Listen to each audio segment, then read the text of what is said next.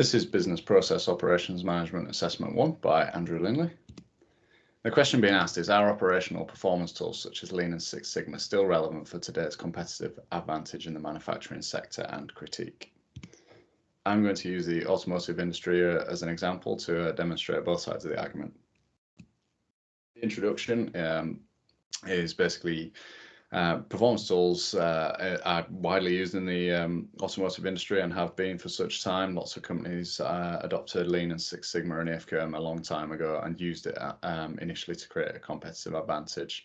The industry itself has also seen a huge rise in servitization, Industry 4.0, and Internet of Things, with things like the smart car and connected cars and proactive maintenance.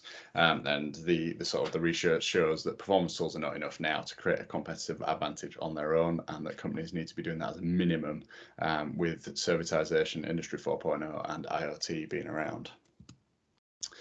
Is it still relevant, or are the tools still relevant, I should say, is a good question. What the research shows, and certainly in the journal article explained on the screen, is that lots of business consultants are going around teaching the same thing to different companies. So you end up with different companies doing the same thing as other companies, and they're all as efficient as each other, and it no longer creates a competitive advantage, and you end up with a hyper competitive environment where it's a race to the bottom on price and how quick can you do things. A critique on that would be that the smaller companies are not picking this up as much. There's as identified in the journal on screen, they're not sort of as quick to move on things like Lean and Six Sigma as the bigger companies. Hence, they may still be able to create a competitive advantage in their arena with it. Again, asking the relevance, looking at John Deere as an example, they implemented Lean in 2003 to provide themselves with a competitive advantage, and it did at the time because they were one of the first movers to the market. There's a couple of articles based on this, and what's happened since then is that John Deere are actually moving into Industry 4.0 and IoT by working with farmers to add more value to them, to sort of show them where they can be more efficient when they're actually doing the farming. Now, a critique of saying that they're not enough on their own would be to suggest that John Deere have actually used lean manufacturing and principles of reducing waste to provide more value to farmers and say, you need to produce less waste, and this is how you do it. And there's quite a lot of articles around, articles and journals around lean farming and smart farming, as they call it. And just to reiterate, John Deere are creating a competitive advantage for themselves with the use of Lean, and also their IoT and Industry 4.0, with having the highest revenue in millions of dollars worldwide in their industry.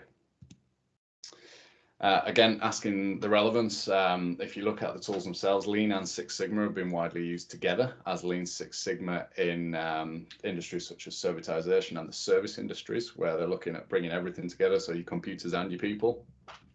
And an example here of how that works is Industry 4.0 and IoT. Somebody still needs to do the program and the coding. So if you're doing that efficiently and effectively, then you're going to end up with less waste, and you will be adding more value to your customers than someone that isn't, for example. So yes, these tools can be tweaked and used in Industry 4.0 and IoT.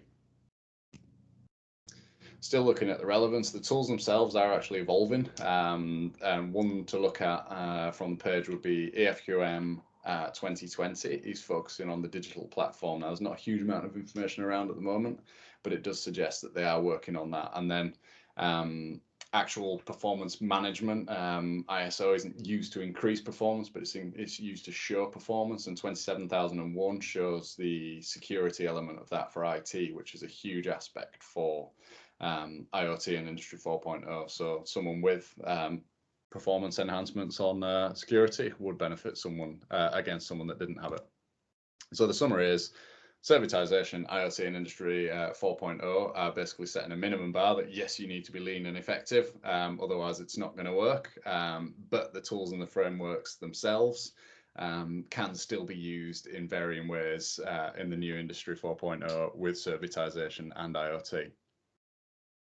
That's the thank you slide and the final reference slide. Thank you.